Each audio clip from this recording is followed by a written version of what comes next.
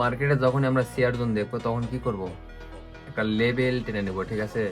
Share zone আমরা এই একটা লেভেল টানবো, একটা লেভেল টানবো। সো উপরে গেলে আমরা কি করবো, ডাউনওয়ার্ড ডিরেকশনে দিয়ে নেবো। আর যদি নিচে এই লেভেল নিচে আসে তাহলে আমরা কি করবো, আপওয়ার্ড ডিরেকশনে নেবো।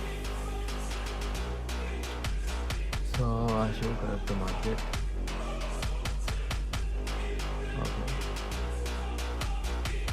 এটা কিন্তু ডাউনে এন্ট্রি ছিল, তারপর আমরা কি করছি, আপওয়ার্ড ডিরেকশনে ধরে নিয়েছি। কি জন্য নিয়েছি, এখানে কিন্তু একটা শেয়ার জোন, শেয়ার জোনে কিন্তু বেশি বেশি উইক করবে, মার্কেট ডোজি করার ট্রাই করবে বেশিরভাগ।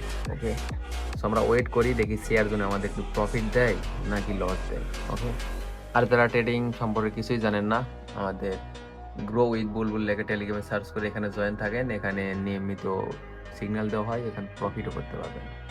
ওকে, সো আমাদের শেয়ার জোনে কি করছে, ডোজি করছে, বললাম না ডোজি টাইপ বেশি করে, সো এটা আমাদের প্রফিট। শেয়ার জোন থেকে প্রফিট বের করা ইজি। কিভাবে, সেফটি নিলেই প্রফিট হবে যেদিকেই নেন, ঠিক আছে? এই যে জোন ক্রিয়েট করছে না, দেখেন যেখানে ট্রেড নিতেন সেফটি নিলে কিন্তু এটা মাস্ট বি প্রফিট হতো।